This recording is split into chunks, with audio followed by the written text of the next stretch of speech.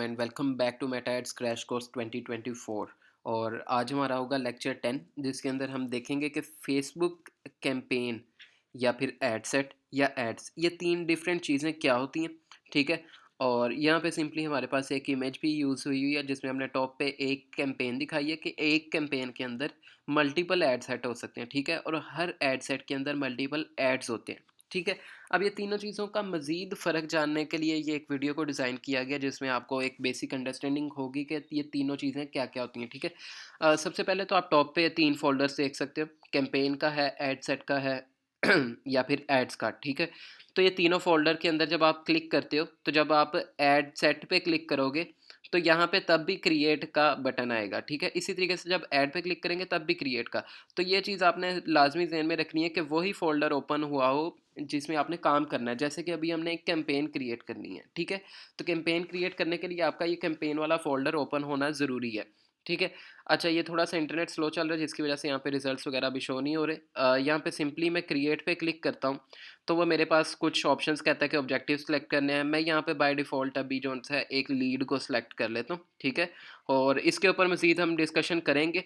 और यहाँ से मैंने आपको ऑलरेडी बताया हुआ है कि रिकमेंडेड सेटिंग्स हमने नहीं करनी, हमने करनी है मैनुअल लीड्स कैंपेन, क्योंकि हम हर चीज़ खुद डिसाइड करेंगे कि ऑडियंस किस तरह की हो, बजट क्या हो, कब ऐड शुरू हो, कब ऐड बंद हो जाए, वो हर चीज़ हमने खुद डिसाइड करनी है।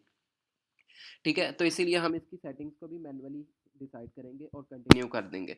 ठीक है। इसके ईच एंड एवरी जो इसके अंदर एक मॉड्यूल यूज़ हो रहा है, जैसे कि आपकी प्लेसमेंट का मॉड्यूल होगा, या फिर एड्स का होगा, या फिर इंस्टेंट फॉर्म्स का मॉड्यूल है, या फिर इस तरह की और बहुत सारी चीज़ें, उन सब चीज़ों पे सेपरेटली ईच जोन सी है वो वीडियो मैंने डिज़ाइन करके अपलोड कर दी है चैनल पे।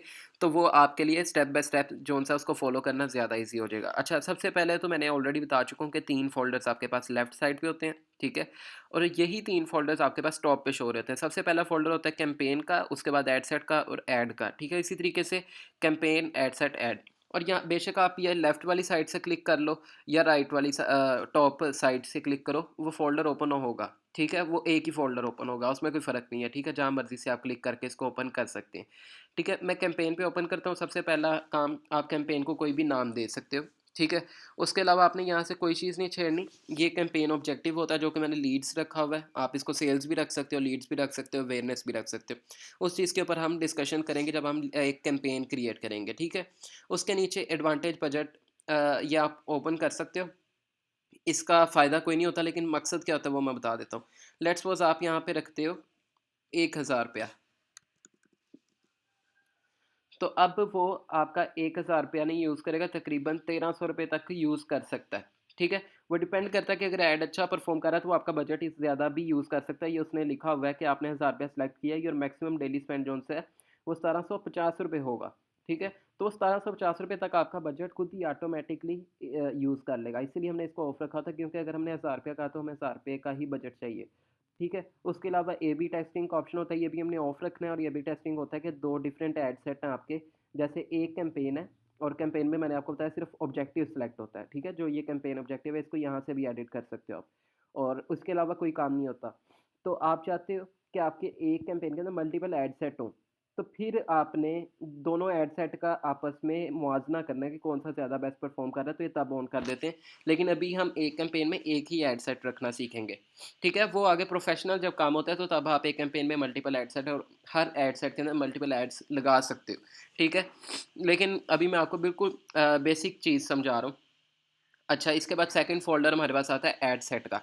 कैंपेन में समझ आ गया कि हमने सिर्फ़ कैंपेन का ऑब्जेक्टिव सेलेक्ट करना है, बट ऐड सेट के अंदर हमारा मेन काम होता है। यहाँ से आप इसका मकसद डिसाइड कर सकते हो कि कैंपेन की जो लीड्स हैं वो कहाँ से हैं। वेबसाइट से आपको चाहिए, या वेबसाइट और कॉल्स के थ्रू लीड्स चाहिए।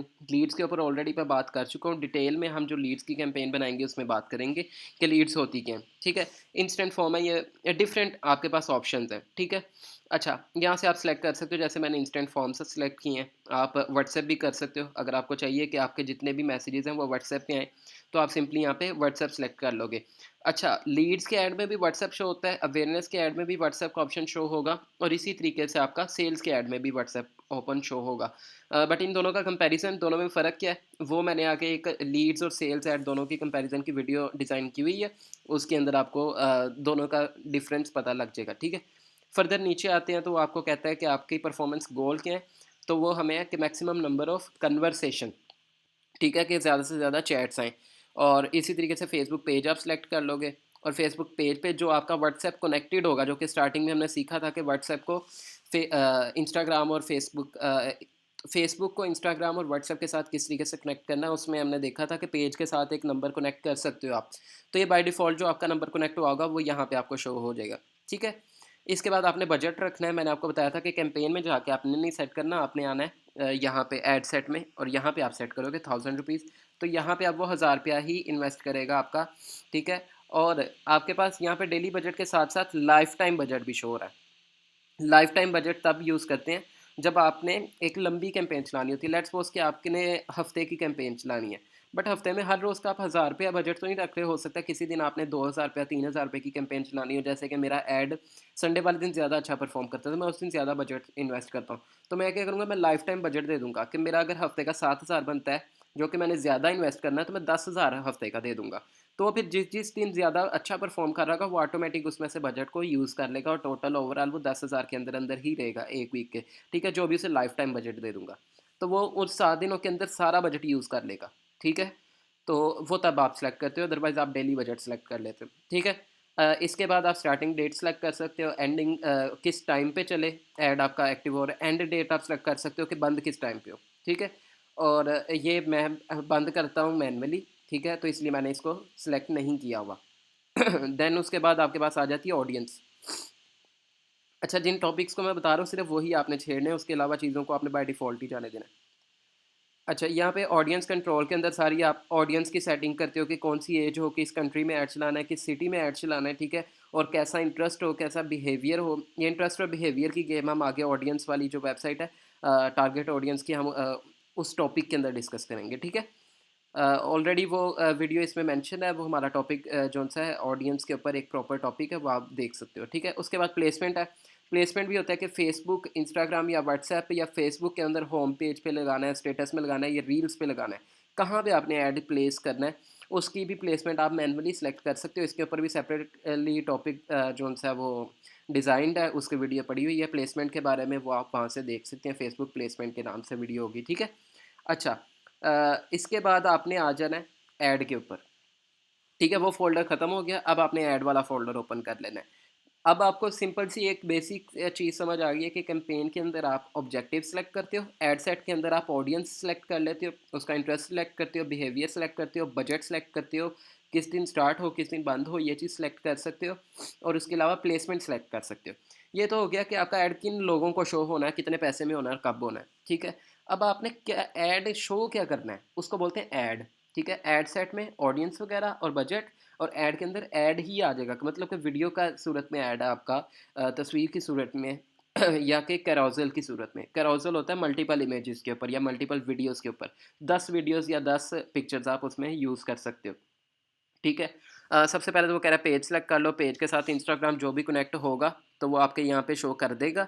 अदरवाइज़ वो कहेगा कि फेसबुक के ऊपर ही सिर्फ वो शो करे, या इंस्टाग्राम पे कर भी रहा है तो वो रेफ़र आपका पेज करेगा, इंस्टाग्राम की प्रोफाइल नहीं, क्योंकि वो कनेक्ट नहीं है इसके साथ, ठीक है। तो आपके पेज को ही रेफ़र करेगा। कोई आपकी इंस्टाग्राम पे भी वीडियो खोलता है तो आपका पेज ऊपर शो होगा कि ये फेसबुक से ऐड लगा हुआ है, ठीक है। उसके बाद आप फॉर्मेट सेलेक्ट कर सकते हो कि सिंगल इमेज या सिंगल वीडियो, या कैरोजल इमेज या कैरोजल वीडियो, ठीक है, आप यहाँ से कर सकते हो। और इसके ऊपर भी सेपरेटली वीडियो है कि आपने कैरोजल वीडियो या इमेज कैसे लगानी है, ठीक है। उसके बाद ये कार्ड्स होते हैं, मतलब आप जब कैरोजल सेलेक्ट करते हो तो कार्ड आपको ऐड करना पड़ता है, मतलब एक इमेज कार्ड ऐसे आपने सेलेक्ट करना है, वो इमेज अपलोड कर देनी है और आपकी वो इमेज शो हो जाएगी। फिर आपने दोबारा से ऐड कार्ड करना है एक और इमेज लगाने के लिए, फिर एक और इमेज लगानी है तो आपने दोबारा से ऐड कार्ड पे क्लिक करना होगा, जितनी इमेजेस उतने कार्ड्स, ठीक है। उसके बाद आप यहाँ पे प्राइमरी टेक्स्ट देते हो। प्राइमरी टेक्स्ट देने के बाद, क्योंकि हमने लीड्स कैंपेन चलाई हुई है इंस्टेंट फॉर्म्स पे, आपको मैंने कहा था मल्टीपल चीज़ें, या तो इंस्टेंट फॉर्म्स है, या मैसेंजर है, या व्हाट्सएप है, कहाँ पे, तो अब हमने व्हाट्सएप पे बल्कि चलाई थी, ठीक है, कैंपेन ऑब्जेक्टिव के एड सेट में, तो व्हाट्सएप को सिलेक्ट किया हुआ है। अब वो कह रहा है कि व्हाट्सएप के ऊपर किस तरह का मैसेज शो हो, आप उधर से यहाँ से न्यू मैसेज भी बना सकते हो कि क्या मैसेज लिखा है। ये ऑलरेडी वैसे ग्रीटिंग का मैसेज जो जाता है ये बाय डिफ़ॉल्ट आएगा ही आएगा, ठीक है, साथ आपके ऐड की इमेज आ जाएगी आपको व्हाट्सएप पे, ठीक है। ट्रैकिंग आपकी सेल्स के अंदर होती है, व्हाट्सएप के ऊपर आपकी ट्रैकिंग नहीं लगती, ठीक है? और बाकी आपने बाय डिफ़ॉल्ट इसको जाने देना है। तो अब आपको समझ आ गया होगा कि ऐड कैंपेन के अंदर क्या मकसद है, एड सेट के अंदर क्या चीज़ें यूज़ होती हैं और एड्स के अंदर क्या चीज़ें यूज़ होती हैं, ठीक है?